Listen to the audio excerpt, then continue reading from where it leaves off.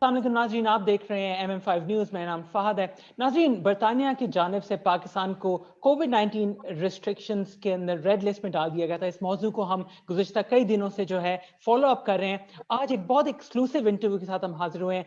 James daily जो हुक्मरान conservative party के MP हैं, मेंबर पार्लियामेंट बरी नॉर्थ से, इन्होंने भी जो है फॉरेन सेक्रेटरी को खत लिखा है अपनी कंसर्न्स रेज करने के लिए, लेकिन साथ साथ इन्होंने PIA के chairman air marshal Arshad Malik को भी खत लिखा है। इस मौजू पर बात करने के लिए आज हमारे साथ मौजूद हैं। Many thanks, James, for joining MM5 News today. Obviously, you've written a letter to the Foreign Secretary and also the chairman of PIA.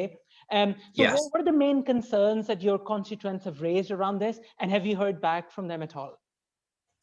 Well, the first thing is the red listing, and we all need to know the clinical and medical evidence which is underpinning that. And I'm reassured. I spoke to a minister yesterday, and we are going to get an answer in respect of that. And I think that's very important for my constituents, for elected members in this country, but also for elected members in Pakistan and the Pakistani government to understand that, because this involves both of our countries, and we have to work collaboratively to ensure that that we find a way to we need to find a way that we are keeping all of our citizens safe, but we're also being fair at the same time in terms of doing that.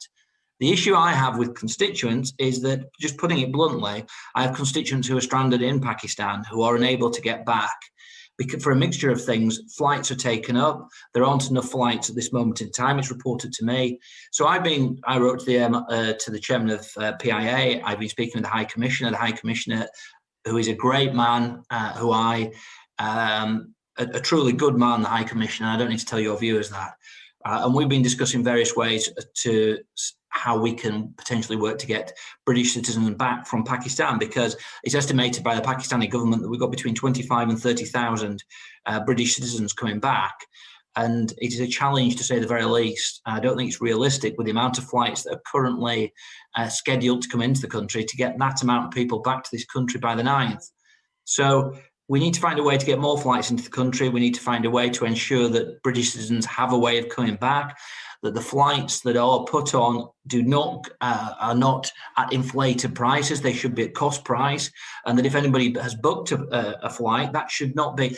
I can only go on what I'm told, so I don't have personal knowledge of this, but there are some worrying concerns that flights are being sold from underneath people who've already bought tickets. Now, I hope that that's not the case, and I just want to make sure that if people have bought tickets, they should be honoured if that's the case. But when I say that, I'm not making any accusation or anything else like that, because as I say, this is something we need to work collaboratively on. I'm working on the basis of information received in my office, and I just want to help my constituents. So all of those issues we're trying to sort out. And in terms of the letter that you've written to the Foreign Secretary, have you had any response on what sort of scientific metrics or rationale was used behind the inclusion on the red list? No, I haven't had anything yet, but I'm told that that's coming. So no, we need that information. It's extremely important. As I say, this shouldn't be looked at just in a UK context. It's extremely important for Pakistan, the Pakistani government, to understand the reasoning behind the UK government, like it would be for any country. It doesn't matter whether it's UK or any other country. If you put another country on the red list, we have to understand what the risks are, because in this country we've had a very successful vaccination campaign. We've seen hospitalizations and deaths reduced greatly. So we need to understand what the risk is of the perceived risk of flights coming in from Pakistan. But we also have to understand the British government position that it's trying to keep its citizens safe. It's trying to take steps to make sure that we don't have variants or other things that may or may not impact upon the vaccination process in this country. But we could talk forever about those issues. We need to know what the facts are. That's the basis of this decision. Okay, moving on. Obviously, UK has a sizable Kashmiri diaspora, first, second, third generation Kashmiris, and your constituency, Bari North, has got a sizable Kashmiri population as well. And it feels like, it is a cause that is very close to your heart. You're the treasurer of the all-party parliamentary group on Kashmir and the chair of Conservative Friends of Kashmir. And you've visited Kashmir, obviously, you've worked very closely with different authorities. So what is the current, status in terms of an update? What is the UK government's view on Article 370, and what are the sort of lobbying work you've done so far on this issue? Well, from my own personal perspective, I'm a backbench Conservative MP. My view is that I will continue to lobby to put forward the very clear evidence of human rights abuses within Kashmir. I'm a Democrat. I feel that the right to self-determination, the right to freedom, is a hugely important and significant right that the people of Kashmir should have. So, in terms of going back, to the 1940s, to those original United Nations resolutions, I believe that they should be honoured. Now, we live in a complicated world, and this is a dispute that involves two nuclear powers. It's perhaps the most important conflict. How can I put it? The risk of this situation not being treated in the correct way by the international community is very severe. So my view is that to get through this, we have to be Democrats. We have to recognise that there is a sizable, whichever, whether it's based upon, the Pakistan, I'll put it from a Pakistan government perspective, or a Pakistan perspective, or an Indian government, or an Indian perspective, it cannot be denied that there is a sizable number of Kashmiri people within that area who want the right to self-determination.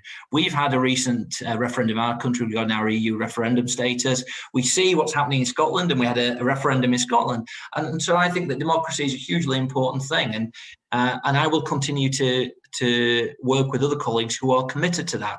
But importantly, when I went with the APPG for Kashmir, we weren't allowed, and the chair wasn't allowed to enter Indian administered Kashmir. So we weren't given the opportunity to discuss that, but we were by Pakistan. We were welcomed by Pakistan. I went to Kashmir. I spoke to people in refugee camps. I spoke to people who have been directly impacted and affected by the human rights abuses that have gone on. The recent United Nations reports highlighting, I could list numerous things, certainly how legal rights of Kashmiris are being trampled upon.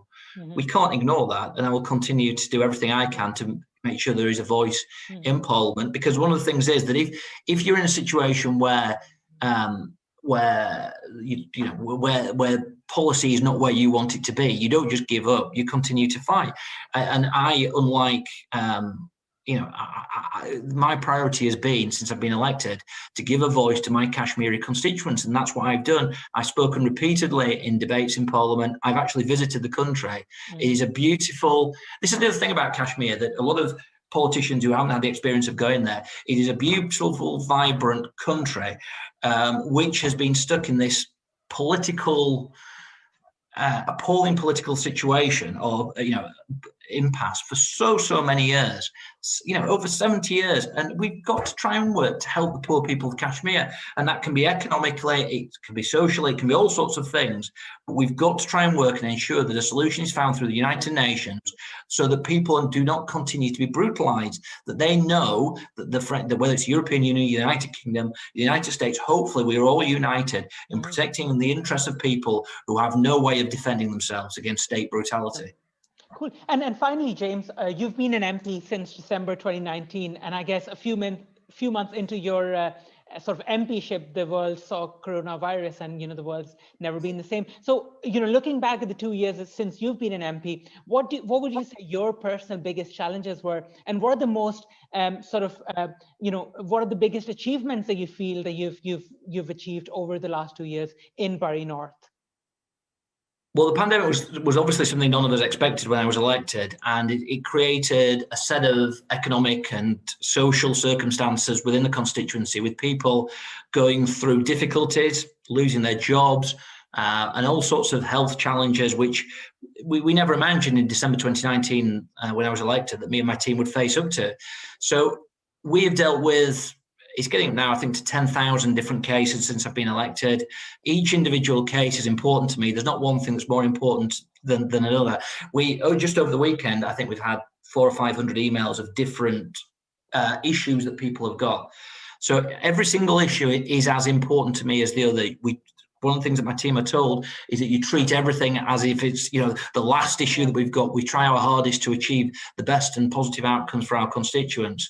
So there's been no challenges for me. It's been an honour to be elected. It's been an honour to represent and try to help my constituents. My constituents who've gone through a difficult time, and the voice. I've been given that opportunity to be their voice, to try and stand up for them. And so, anything that's happened to me has not been a challenge compared to where we are in terms of successes. In terms of where we are, the successes are.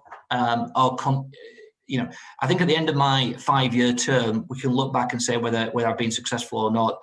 I'm currently negotiating with the government of Bury Council to get significant millions of pounds of investment into Bury North to support all of the communities here. So there's a lot of work ongoing, but one of the things I think that I'm most proud of, rather than achievement, is working very closely with my Kashmiri community here.